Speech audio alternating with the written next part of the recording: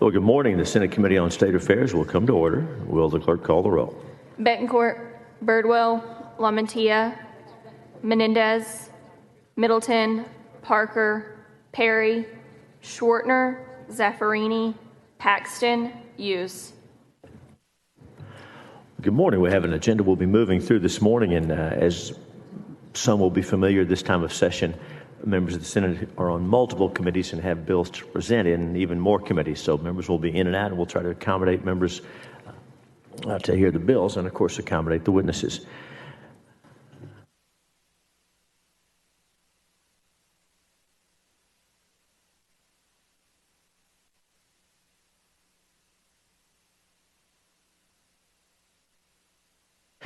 The chair lays out Senate Bill 950 and recognizes the bill's author, Senator Kolkhorst, to explain the measure. Good morning, Senator.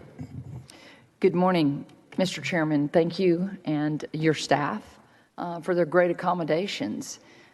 This is my second bill to lay out in State Affairs. I think this one will be shorter than the first, but I am very grateful for the work that y'all do here, the members, the late nights, and long evenings in this very important committee. Today I bring Senate Bill 950 before you. This bill actually came out of Senate District 18. Members, it is a bill that was brought to my attention actually by the Caldwell District Attorney, one of the attorneys in Burleson County Attorney, Susan Deskey, when they were sued, Mr. Chairman, by Fund Texas Choice after the passage of Senate Bill 8, one of your bills, the heartbeat bill. And they contacted our office. Of course, you know, some of these small rural counties have very small budgets, extremely small budgets, and they were having to defend the state law. So I contacted the Attorney General's office to see if they could represent Burleson County along with other counties that I represent. And today you'll hear from one of those, and our district attorney from Washington County. Very proud that she's here. I've known her for years.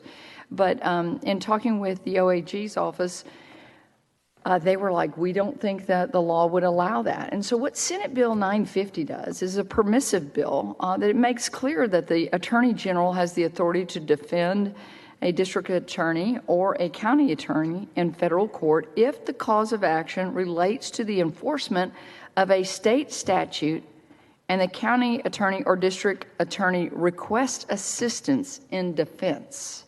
It is permissive. You can imagine if it was if it was demanded, and that could certainly have a very large fiscal note. This will allow the Office of Attorney General to look at the cases and say, yes, we will, we're able to represent you or not. And so that's why you don't see a fiscal note on this currently. And I'm really pleased to have brought this before. And Mr. Chairman, I do have a committee substitute. The chair lays out the committee substitute and recognizes the author to explain the substitute. Thank you. The difference is that it's just a ledge council draft. We were really working on this and working with the Attorney General's office to be able to get a bill filed. So we filed the non-ledge council draft, and that's what you see before me. So I would say that, Mr. Chairman, this could be applicable to some of the state statutes that we pass here, and then you actually have almost what I call a class action suit that's filed against these small counties, and they don't have the resources or the personnel to defend all of some of our state laws that we pass. So that's the essence of Senate Bill 950. Thank you, Senator Kolkhorst. Any questions for the author? Welcome, Senator Betancourt.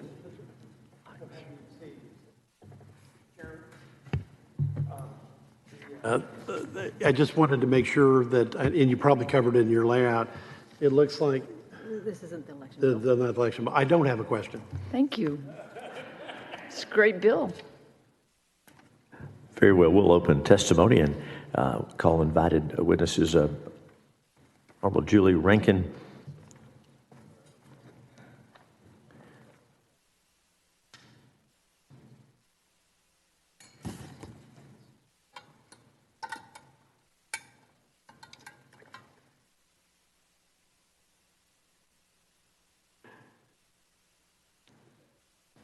Please have a seat, and while you're getting ready, we'll also call Ed Johnson to testify right after the district attorney. Welcome. Introduce yourself and give us your testimony. Yes, thank you for having me today. My name is Julie Rinkin. I'm the Washington County District Attorney, and I'm here to speak in support of this bill. First off, I'd like to thank Senator Kolkhorst for sponsoring this bill. As you can imagine, last fall, we've all found ourselves in quite a position. And sought help from the Attorney General's office, and they did not feel like they had the authorization to represent us, and I think this bill would fix that. Four of us come from rural counties, and we are currently having to use county funds to fund this lawsuit and defend ourselves against the enjoyment that they are seeking against us. And so I'm here to answer any questions. I think it's a great bill because it is discretionary, and I think it's always better when they're discretionary, but I am certainly here to answer any of your questions. Thank you for your testimony. How long have you served as district attorney? I am in my 11th year, and I was a county attorney for 12 years before that. Outstanding. Thank you for doing that. Thank you. Senator Kolkhorst, any questions for the author? It makes sense to us. Thank you very much. Thank you. I think she's saying we came into office at the same time. Is that right? It's good to have you here. Thank you.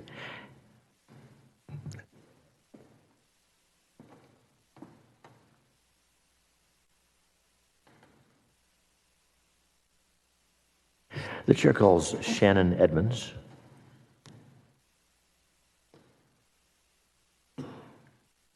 There he is. All right. Okay, we show you as wishing to testify. Does that mean you wish to testify? Very good. Thanks.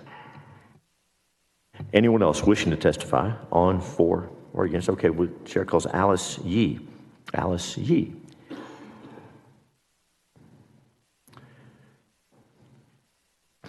Alice Yee had indicated a desire to testify Senate Bill 950 for the bill. Anyone else present wishing to testify on, for, or against Senate Bill 950? All right, seeing and hearing none, public testimony is closed, and the bill will be left pending at this time.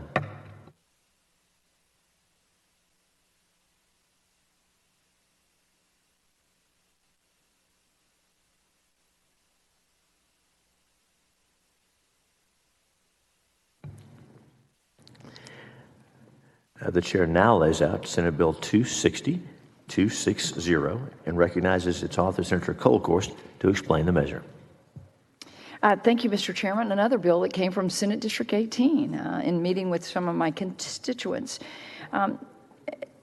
Senate Bill 260 requires voter registrars to send confirmation notices to voters who haven't voted in the preceding 25 months, which would be actually 2 election cycles. It would include the May uniform election. It would also include the constitutional election. The bill, I know Senator Bettencourt was here for a second. I have to say the bill does not make any other changes to 15.051. The new underlined text simply takes current law and arranges it more clearly in a readable format. That part of the section was a bill that I joint authored with Senator Bettencourt last session. Senate Bill 1111, catchy number there. Senate Bill 1111 that had to do with P.O. boxes. And so a little bit of background, Mr. Chairman. I met with some folks in Fort Bend County that had some concerns. We have a few counties that actually have more registered voters than eligible age voting citizens. Can I say that again? In other words, the registration rates of those counties exceed 100% of eligible voters. Now, it's really interesting. I kind of did a look across the nation. Now, we're not as bad as Michigan. Michigan needs to do some cleaning up there. I just want to warn them. But Texas has a number of those counties. Now, a lot of them are small counties, interestingly enough. So if Senator West were to ask me, is this a Harris County bill? I would say to him, no, it is not. It is a Fort Bend County bill. It is a Waller County bill. It is a Crockett County bill. It is a Brewster County bill. It is a Starr County bill. It is a Comal County bill. And why? Because all of those counties actually have over 100%. Interestingly enough, Loving County has 187%. So you see it a bit skewed in some of our smaller counties. And so what this bill actually does, Mr. Chairman, we have some things in place already where the registrar, where you mark an S for suspended. We're actually under 2, if you'll look on page 1, on November following a general election. This is after 25 months. The voter's name is not on the suspense list and the voter has not voted in any election during the previous 25 months. Then they can be removed from the voter rolls. And so, Mr. Chairman, it just requires the voter registrar to send a voter confirmation notice to all voters who, as of November 30th of an even number year, have not voted in the previous 25 months.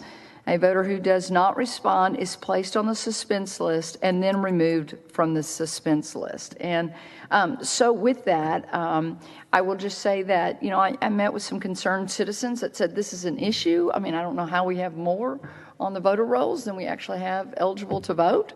And it's because people move. It's because people, sometimes we have some things in place for when people die or are deceased, but this will, I think, give them another tool, and it actually eventually will save the county's money because you don't keep mailing out all. I think we were calculating that it could save how many mailings, at least 3 or 4 mailings as it moves through the process. So really interesting bill. This bill is constitutional. It has ascended all the way up through the Supreme Court of the United States. Ohio had this bill, and it was litigated, and Supreme Court upholds the Ohio's reduction of voting rolls. And so with that, I'll take any questions. Thank you, Senator. Senator Paxton. Thank you, Mr. Chairman. Good morning, Senator. Good morning, Senator Paxton. So I have a question, situation just in my own family. So my mother lived with us in her final years. Her address was our home address. She passed away in 2014, and I think it took a couple of years before I still get mail from my mom, now, even all of these years later, 9 years later. But we no longer get a voter registration card for her. All of my children are grown. 2 of them still live in Texas and have changed addresses here. One of them is in the military. Her address of record is our home address, so I get her voter registration card at our home, or hers comes to our home. Our son graduated from college in 2015 and moved to another state. He hasn't lived at home since 2015. And every year, I still get at our home a voter registration card in McKinney, Texas, in Collin County. So would this address a situation like that? Yes. Yeah, he would be removed from those voter rolls after 25 months. So it's 2 election cycles. You catch 2. You catch the presidential. You catch a gubernatorial. Mm-hmm. So those are 2 very high profile. Some people do not vote in the gubernatorial elections, right? But a lot of people, most people, vote in that presidential. You're going to catch them. The May uniform election counts, the constitutional election. So after those 25 months, and it's the November 30th following the second, election, it's mailed out to say, you haven't voted in 25 months. Are you still there? And if they do not respond, then they are removed from the voter. So the lack of response indicates something, right? That's right. Yeah. And to be clear, my son is registered to vote in another state and has been, right? So we're talking about 8 years He's voting somewhere else and still getting a voter registration card in Texas, right? So thank you. I appreciate that. Right, right. And, this, again, it's interesting. A lot of different states, deal with how you do clean this up. But, it's worthy to note that most of the counties listed in Texas are smaller counties. Actually, and so so I think this gives the registrar another tool to be able to clean up those voter rolls, which I will just say gives a lack of confidence. I mean, when people say, "What do you mean we have more people registered than are eligible to vote?" and I don't like that. And in dealing with some folks that came to me. We had several meetings about this. We looked at the Ohio law that, again, has made its way all the way through the Supreme Court of the United States and is constitutional. It gives another tool to clean this up. Thank you. I appreciate that. Certainly, it's 2023, right? It's 2023. There ought to be a way to keep things more current than that. Right. So, thank you. Thank you, Senator. Thank you, Mr. Chairman. Thank you, Senator. Senator Lamontia. Thank you, Mr. Chairman. Senator Kolforth, when you say that there's more people on the voter rolls than are registered to vote, is that based on, I guess, census results? It looks like what it is it probably is census. I'm looking at what Judicial Watch had done a deep study on. And so it looks like they used some of the census and also some of the reporting data from the counties. Right. So in Cameron County, we have that issue, but a big part of that is because we've got a lot of rural area, but also where I live on the city of South Padre, we don't have door-to-door mail. So everyone has P.O. boxes who resides on South Padre Island. So in those cases, would this be detrimental, or would that have a higher impact in a location that doesn't have door-to-door mail and everyone has only P.O. boxes? Yeah, so if you're registered, because of Senate Bill 1111, you can't have a P.O. box. That was one of the bills that passed last session. So you cannot use a P.O. box as your permanent resident anymore. Right, but it can still be your mailing address, correct? I think so. If Senator Bittencourt was down here, he would say yes. I'm looking at Senate Bill 1111. A person may not establish a residence at any place other than the person is not inhabited, and a person may not designate a previous residence, a home fixed. So yes, the mailing box, the P.O. box can be used as your mailing address, but not as your residence. Got it. Thank you.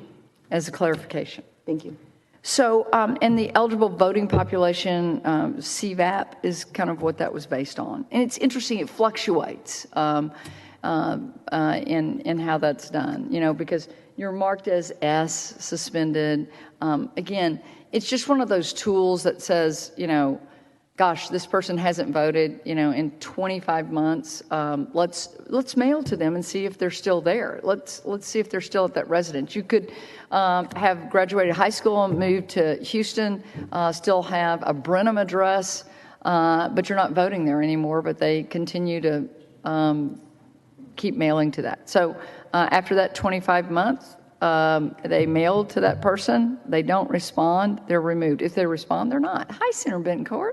Building off of great Senate Bill 1111 from last session, when Senator Bittencourt first saw this bill, he thought that I was changing his bill, and I go, Senator, I was your first joint author. Right. I said, so no, I'm not. Actually, the drafting moved it down so that it's clearer, Senator Bittencourt. Senator Bittencourt, you have questions? I was waiting for this chairman to recognize me instead of the other chairman. No, I gather I missed some of your layouts, and I just wanted to make sure to ask the question, but I think you've already answered it, that you're following the Ohio law, literally mirroring it exactly, I would assume. And I would have been happy to join author. So I guess I'll just co-author now. What's that? I've been happy to join author. I guess I'll just I know. I think we filed it. Oh, that was filed really early when we were all still back at home. So, yes, well, I was too busy with property tax. Senator Bittencourt, I was saying that this actually came out of several meetings in Fort Bend County. And Harris County, we were talking about the eligible voters and voter rolls not matching up a percentage over, and actually Harris County's not on the list right now, so, but Fort Bend County is. All right, well, And glad to Waller hear- County in Senate District 8. Right, glad to hear we're mirroring a constitutional statute at the Supreme Court. Thank you. Will not have to be litigated. Thanks. Any other questions for the author? Thank you, Senator. Thank you very much. We'll open testimony, and our invited witness on this bill is Ed Johnson on Senate Bill 260. Mr. Johnson, come on down.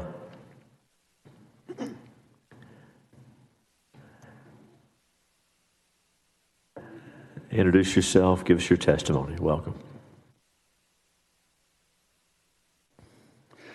My name is Ed Johnson. I'm testifying for myself, and I am for Senate Bill 260.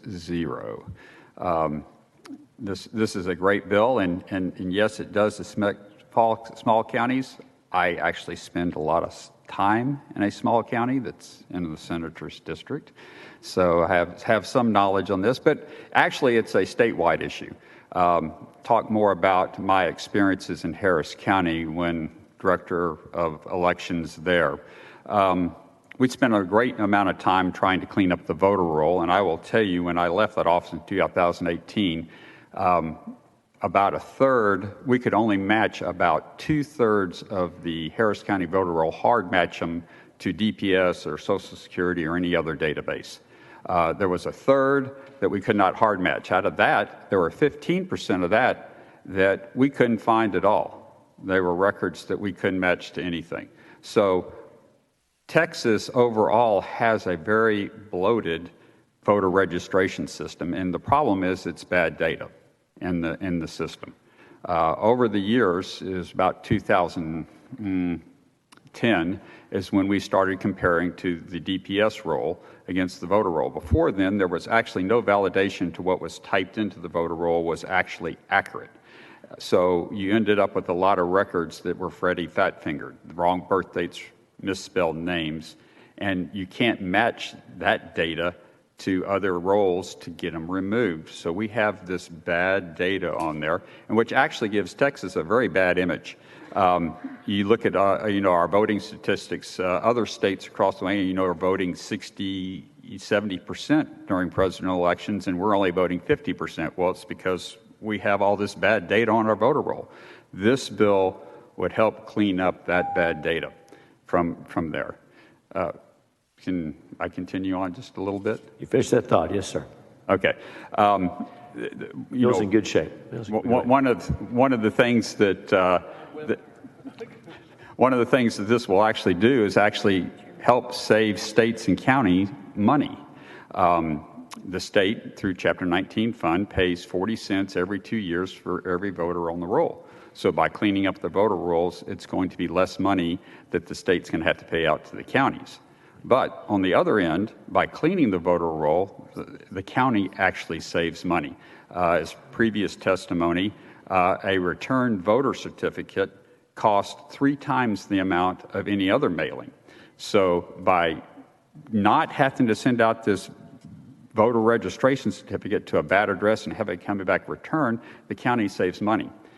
In the process, when you mail voter certificates and it comes back returned, the immediate result is you have to mail a confirmation notice. So this bill just puts that first. You're mailing a confirmation notice, you're getting the voter roll cleaned up, and then you don't mail out bad certificates, which makes for a cleaner voter roll and a more, I guess, fair, economic, productive election. And gives Texas a better picture of we have a higher voter turnout in the thing. Well, thanks for your testimony, Senator. Is there any questions for Mr. Johnson? Thank you. Thank you very much. We'll open public testimony, and the chair calls Andrew Eller, Dr. Susanna Carranza, Elizabeth Garretts, Mary Flood Nugent.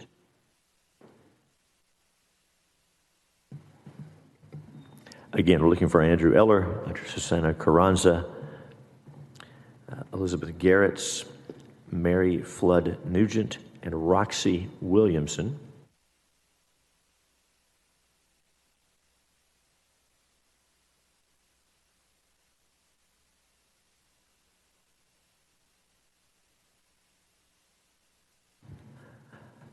If I called your name, come on down and have a seat at the table. We're also looking for Valerie DeBill. Chair calls Valerie DeBill. Let's keep going.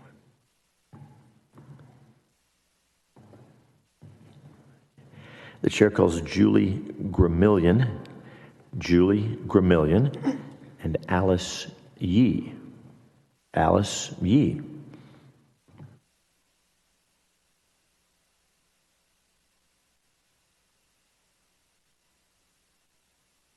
And the chair calls Charles Cruz and Camilla Factory.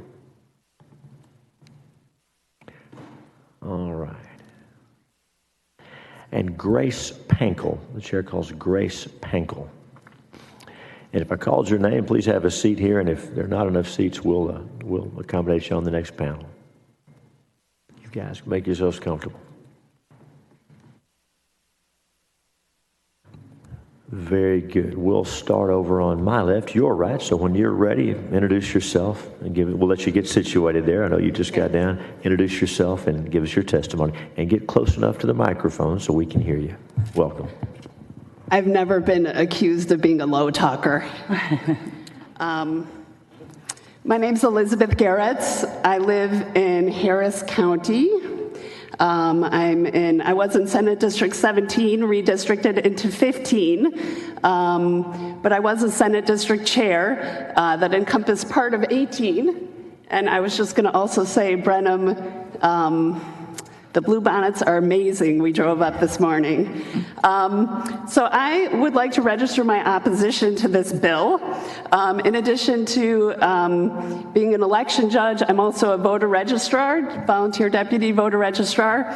And I will say that I'm very opposed to the time limit, where after 26 months, if someone doesn't vote, they will be basically mailed something, which people do not check their mail. So I really worry that people are going to get kicked off the voter rolls just for the act of not voting. So say they skip a presidential year, they would not be able to vote in the next presidential election. And a lot of voters are infrequent voters, so I'm very concerned that this makes a very high bar that will interfere with our citizens' right to vote, which I think is extremely important, and I'm sure you agree with me. So thank you for giving me the opportunity, and really appreciate your time. Thank you for testifying. Thanks for coming down. Welcome. Introduce yourself. Give us your testimony. Thank you. Good morning, Senators. Good morning. I thank you very much for considering testimony on Senate Bill 260. My name is Mary Flood Nugent. I'm a 66-year-long Texan and have been a Harris County resident for a long time. I am a mother of 6 children, a retired registered nurse, but I am most importantly for this right now a proud election worker of many years, an alternate judge and a presiding judge for over 20 years. I have been well acquainted with Senator Bettencourt through the years. As a matter of fact, I found my old voter registration certificates that have Senator Bettencourt's name on them. In a funny kind of way, as a VDVR, I think I might have worked for Senator Bettencourt. You could say that. There's so many stories that I could tell about how voters, solid, registered voters, feel when they get purged from the rolls. I have seen people that have lived in the same address for 73 years be purged from the voter rolls because she didn't vote in the last election, but she voted in the previous presidential election. An elderly cafeteria worker. One of the things that I've done as an election judge is that I opened the inaugural election at the historic Texas Medical Center. It will affect a lot of people who are working hard, who are first responders. Keeping up with voter registration and with being purged from polls should not be something that Americans need to do. Thank you for your testimony. Welcome. Introduce yourself. Give us your testimony. Okay, my name is Andrew Eller. I'm the State Republican Executive Committee man for Senate District 24. I'm here representing the Republican Party of Texas and myself. I have over 27 years experience as an election judge at both precinct and poll site levels, as well as central count. I also have experience as a volunteer deputy voter registrar and as a poll watcher. So I have a lot of experience in this background. I will say I have just two pieces on this. This is a great bill. We are for the bill. Over the years, I have been looking at the voter rolls in Bell County, and one of the things I've noticed, this is just not a Harris County issue or some of these other issues. We are seeing some of the same similar issues in Bell County. I will tell you, my own personal research has shown over almost 200 people living at P.O. boxes in Bell County, which is not proper, and especially with the last Senate bill that was passed, or the last legislatures. So that has been an issue. The other thing that I have found is almost as many suspended voters. We have about 20% suspended voters in Bell County. I found almost 20% who also were not necessarily suspended, but were no longer living at addresses, just using personal verifiable data. And that's quite a bit of information, or quite a bit of people that could not be living at a residence that they say they're still living at. Although the cards, and I think Senator Paxton said it quite well, that the cards are still being received, so they're not being returned, so the voters are not being suspended. Because they're not being suspended, they're still on the rolls, but they're no longer even in Bell County, and that's what I'm seeing. I'm seeing almost as much as we're seeing on our suspended voters. So I do support this bill and ask that you do vote it through. Thank you. Thanks for your testimony. Senator, do you want to ask now or when we get to the end of the panel? That's fine. If you can now, if you want to. That's fine. Okay, thank you. Dr. Carranza, introduce yourself. Welcome. Give us your testimony. Hi, I'm Dr. Susanna Carranza. I'm testifying on my own behalf, and I oppose this bill. Like the first two testimonies, election judge, poll clerk, I register voters regularly, and there are several things that concern about this bill. Even though it's a short bill, I'm really concerned in many ways. One, as well pointed, the time limit, which essentially if you skip a midterm, you get fast track into a suspension removal process.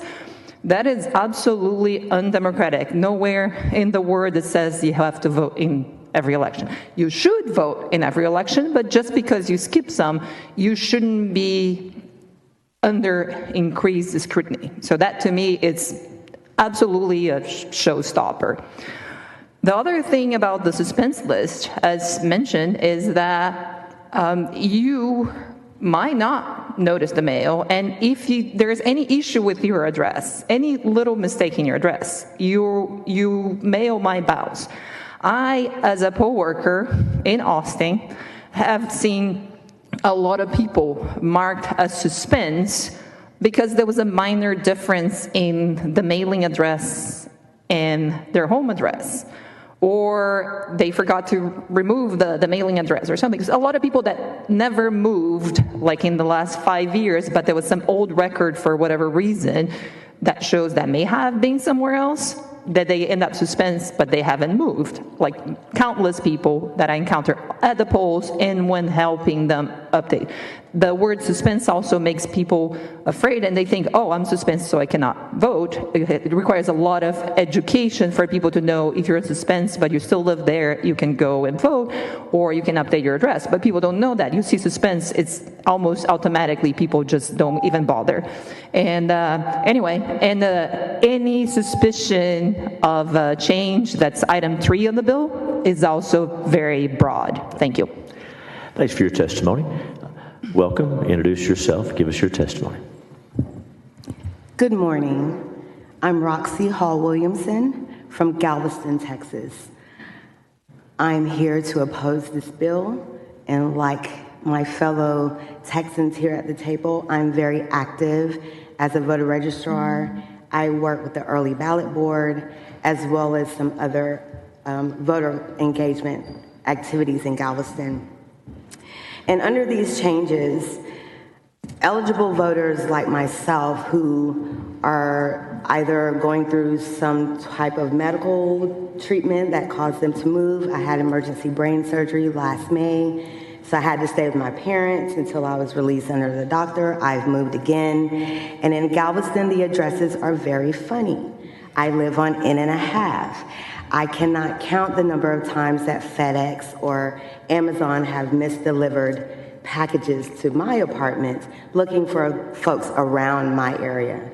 So this is very problematic in the sense that if you are unhoused, if you're going through any kind of conditions where you're living with family or you're having any other kind of life events happening, you could be purged from the rolls unfairly if you are having issues with voting. And with the laws currently on mail-in ballots, it's very difficult if you are not experiencing something severe that would give you an excuse to use a mail-in ballot.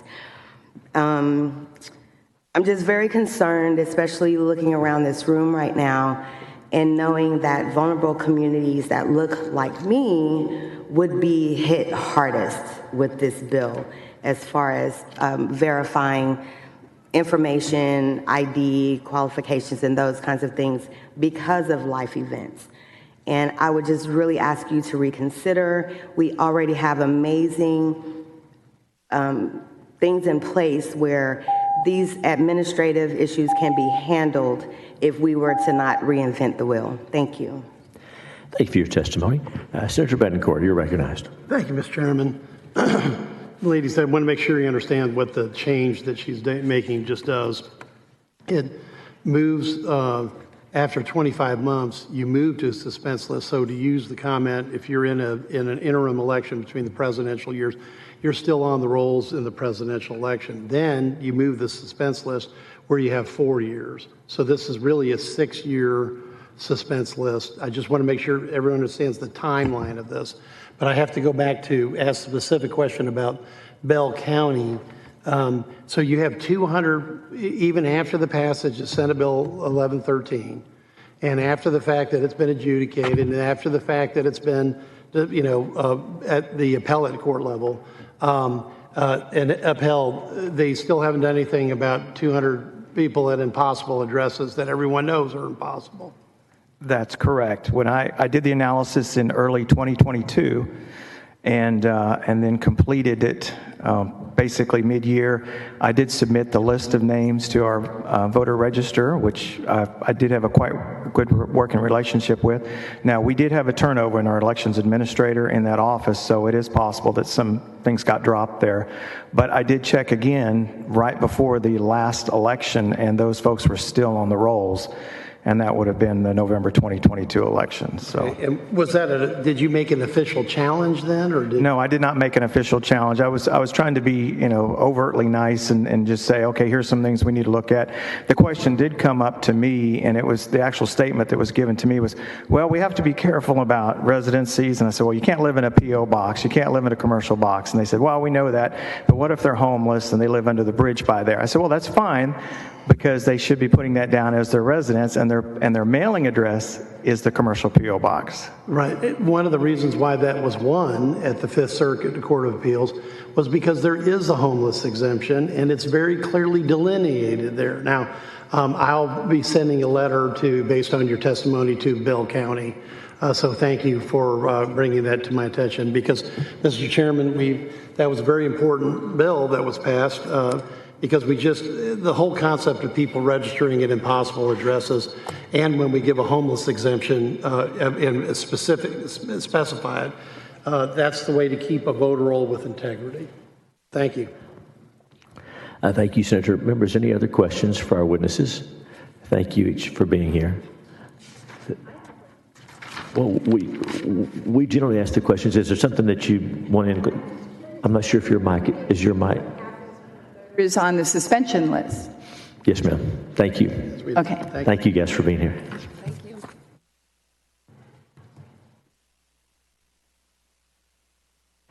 The chair now calls Valerie DeBill, Julie Gramillion, Alice Yee, Charles Cruz, Camilla Factory, Grace Pankel, Claudia Torres Yanez,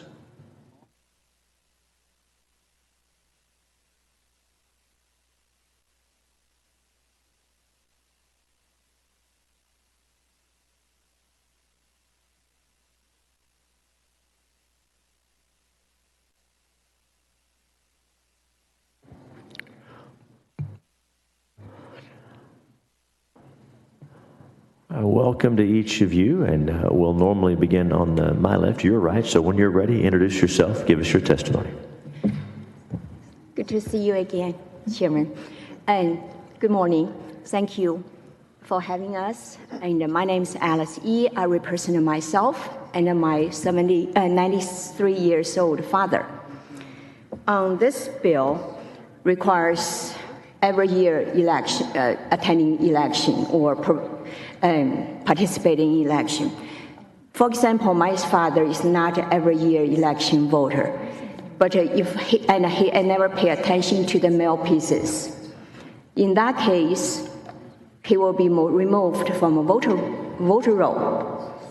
This is not fair to Asian American, to people who doesn't speak English or speak English as second language, so they don't understand all these rules, these mail pieces. So somehow they were removed. And this is in 21st century. We want everybody vote. This is our citizens' privilege to vote. But in somehow our state always try to remove people to voting, remove them, doing everything you possible can to remove them from voting. I don't understand. My dad told me this morning, ask them why you afraid people to vote. This is really not fair. I feel like our lawmakers should be shamed. Texas voting turnout is the lowest in the whole nation. Why? You have to think about it. Today, I really urging, we voted for you. We voted, your position is voted by voter. You need to working for the voters to try to help people to vote, have their voice to be heard. That's not hard to do. But why creating tons of bills to press the voter? Thank you. Well, thank you for your testimony. Welcome. Introduce yourself and go ahead with your testimony. Good morning. Thank you for giving me the opportunity to speak today. My name is Julie Grimial, and I am a resident of Harris County, representing myself, and I speak in opposition of this bill.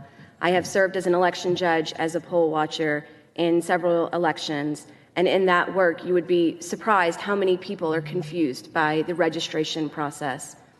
I know it sounds simple. It seems really easy. The person sitting next to me in the back said, you can check online. What's the big deal? But it's surprisingly harder than it seems. It's 2023, Ms. Patton, I agree with you. And yet you can't register online. You have to print out a piece of paper. You have to mail it in. You have to hope it gets there. You have to hope that the person entering it in does the data entry correctly. There are so many flaws along that process.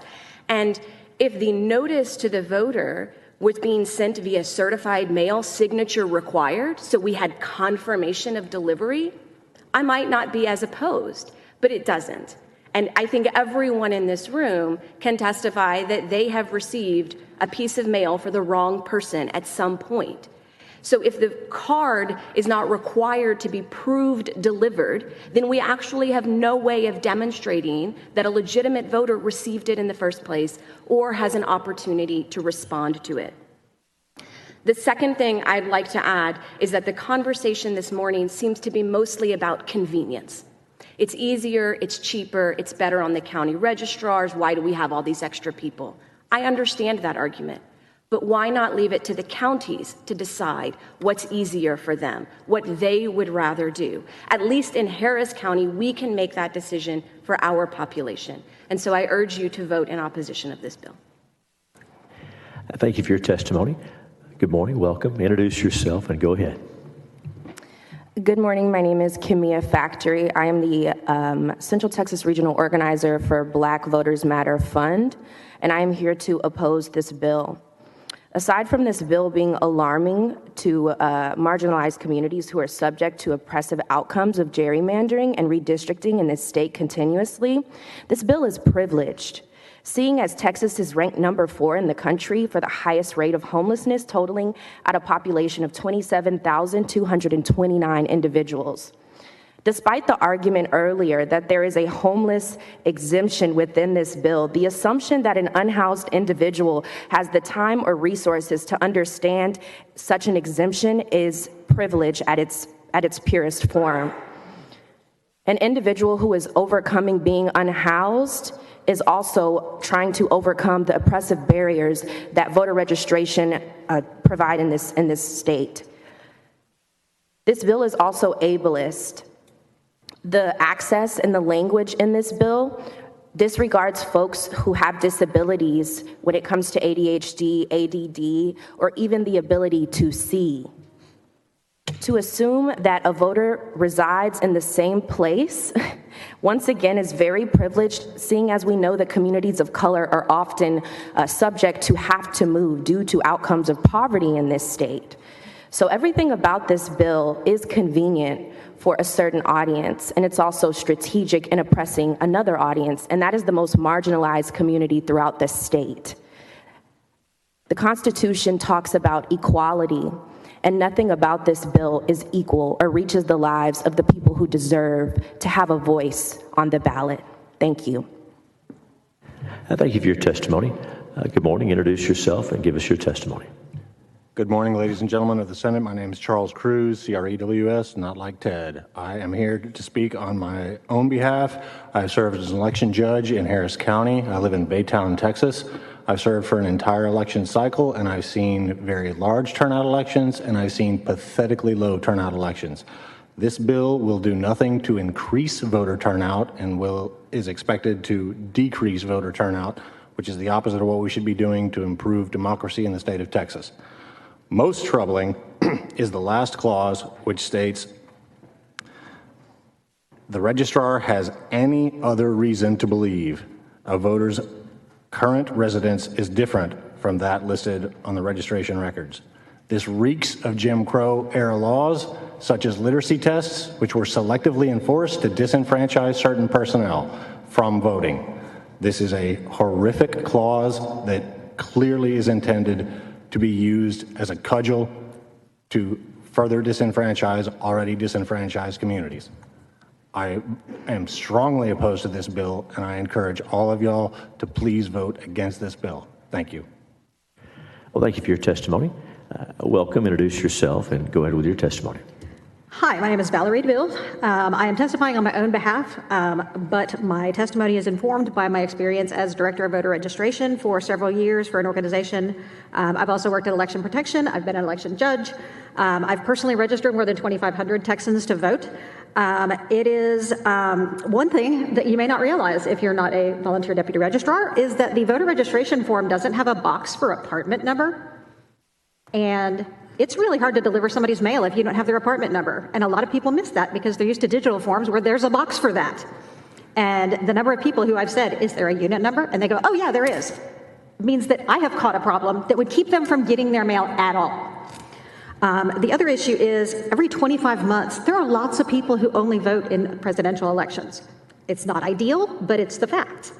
And if you're going to go by 25 months, I understand that Senator Betancourt said that, once you go on suspense, that's 4 years, but it's not always 4 years. It's 4 years or until the county tries to mail you something official and it gets returned to them as undeliverable, which indicates to them that you don't actually live where you said you live, and then they take you off the rolls.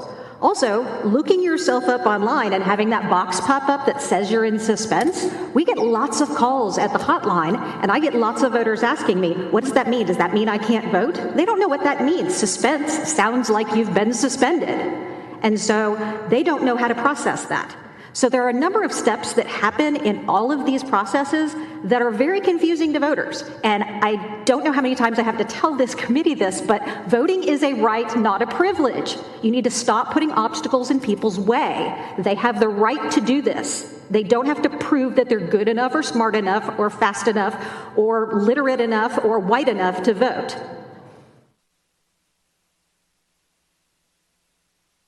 Thanks for your testimony. Senators, any questions for any of our witnesses? Thanks for being here.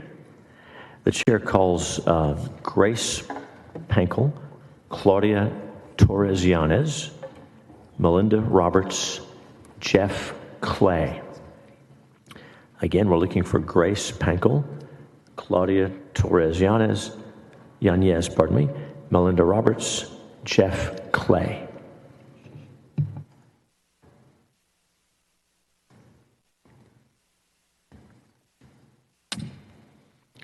Welcome. Just take a seat wherever you're comfortable. And when you're ready, introduce yourself and give us your testimony. I'm Melinda Roberts. I'm with Bexar County Election Integrity, and I'm here representing them. I think we all agree that the integrity of our elections starts and stops with voter rolls. When the voter rolls are inflated, our elections are off. I am in total support of this bill. I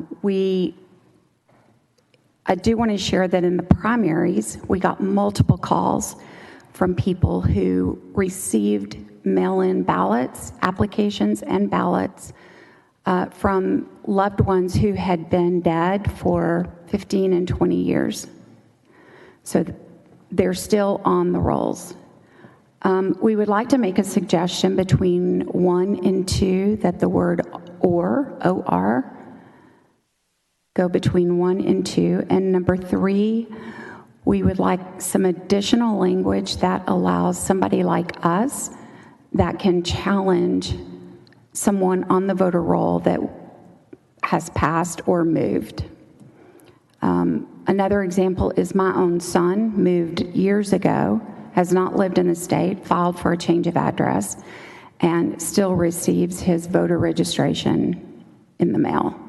I've worked in election polls, I've registered voters for a number of years, and I've been a poll watcher, and our rolls are one of our number one problems. So we support SB 260. Thank you.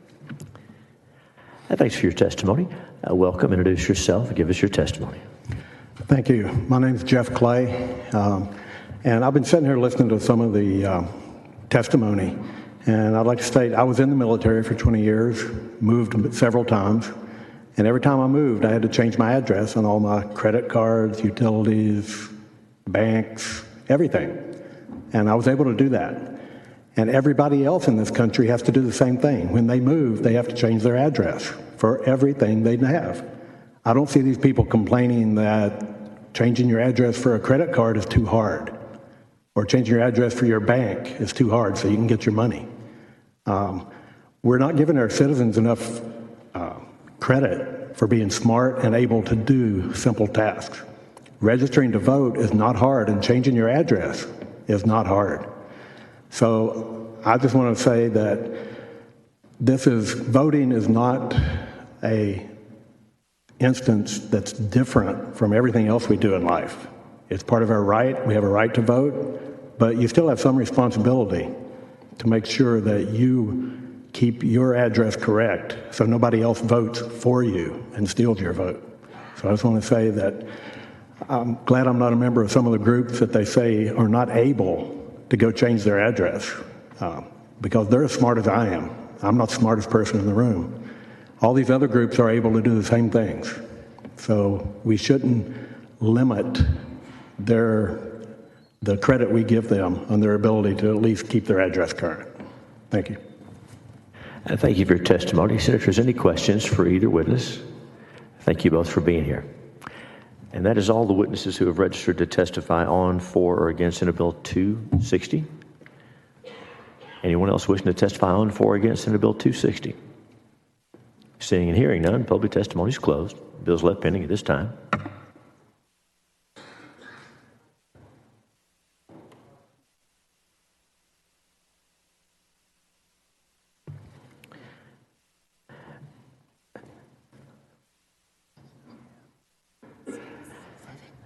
The chair now lays out Senate Bill 946, and recognizes its author, Senator Sparks, to explain the measure. Good morning, Senator. Thank you, Mr. Chairman and members. I come before you today to lay out Senate Bill 936, which simply requires that elections pertaining to bonds, other debt, or tax increases be held on the November uniform election date. This bill addresses two critical problems in Texas: the dismal voter turnout for off-cycle elections and our growing debt-to-GDP ratio that will crush our ability to continue to be a competitive state if something's not done. Sadly, there are plenty of examples of dismal turnout. Some recent local elections held in May have passed significant debt with less than 2% of total voters in favor. Members, this is not democratic. It's a matter of sound public policy. I think we can all agree that bond propositions are best decided when the most number of voters engage in the decision-making process. Research exists that suggests that the lowering of voter turnout that accompanies off-cycle election timing empowers the largest and best organized interest groups to have increased influence on the election outcomes. As you may notice, this probably isn't the first time you've seen this bill. My staff did a little research and found that a very similar bill was filed in the House in 2013 by our very own Senator Springer. Back then, our outstanding local debt was a whopping $199 billion. By the time Senator Betancourt carried this bill in 2019, that number had increased to $240 billion. In its latest report, the Texas Bond Review Board showed that our current outstanding local debt is about $284 billion. Texas ranks third in local debt per capita among the 10 most populous states in the country, right behind New York and California. Although we like to think that Texas is number one, this is one of those rankings I think we would all prefer to be towards the lower end. So our current local debt per capita is approximately $9,000. That's $9,000 per man, woman, and child for local debt in the state of Texas. You might say, well, Texas is growing. We've got to have things built in order to keep up with that. I would agree with that. But the two top local debt per capita is New York and California, neither of which are growing. Those states are shrinking in population. Tell me how they're going to pay that debt off as their population shrinks. Proverbs has a lot of practical counsel for everyday decision making. And Proverbs 13:22 says, "A good man leaves an inheritance to his children's children." That's what I'm in favor of, leaving a fiscally sound Texas to my children, my grandchildren, my great-grandchildren. Members, this bill will help us address our debt problem, and it'll help us address low voter turnout during off-election cycles. It's a pro-democratic, good governance bill. This bill helps the people make informed decisions when it comes to their communities. With that, Mr. Chairman, I'm happy to take any questions. Thank you, Senator. Committee members, any questions for the author? Thanks. We'll call your invited witness. Thank you. We'll open testimony and call James Quintero. And for the benefit of those who are here to testify, it's our intent to hear Mr. Quintero's testimony, and then the committee will stand in recess because we do have to give the Senate Services personnel time to move these tables so that the Senate can come in at 11. So after Mr. Quintero's testimony, we'll leave this bill pending and come back. When we return, we'll have public testimony on this bill and move on through the agenda. Mr. Quintero, welcome. Introduce yourself. Give us your testimony. Mr. Chairman, members, good morning. My name is James Quintero. I represent the Texas Public Policy Foundation. Thank you for taking up this issue today. I'm here to testify in support of Senate Bill 946. As a matter of sound policy, tax ratification elections and bond elections are best decided at times when the greatest number of voters participate in the decision-making process. In other words, big decisions merit maximum input. And yet the situation today allows for very much the opposite. Consider this. In May 2022, cities, counties, school districts, and special districts proposed $34 billion in new debt. And that's according to the good folks over at the Texan. In November of that same year, when turnout was much higher, local governments submitted bond propositions totaling just $21 billion. Now, what that signals to me is that local governments are placing a great deal of weight on the May election cycle when voter turnout is lower. And that's a fairly troubling bit of information that signals the need for change.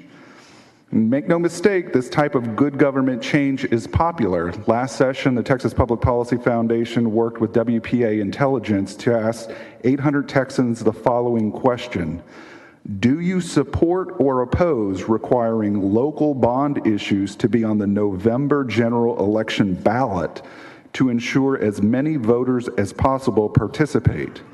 The results were overwhelmingly in favor of change.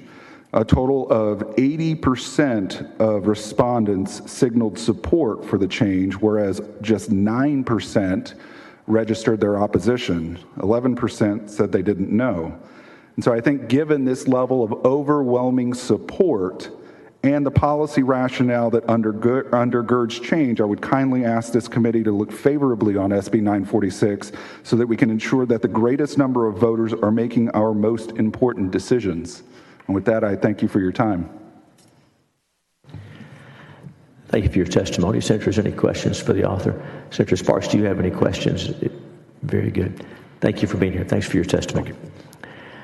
And it is getting close to the time that it will take to reset the tables, and so the Senate committee, we're going to leave this bill pending and have take testimony when we come back. We will likely return 30 minutes upon adjournment. Senator Safraini. Oh, thank you. Very good. Thank you. We got him. And so we'll stand in a recess until 30 minutes upon adjournment or recess of the Senate today. Thank you. Thank you.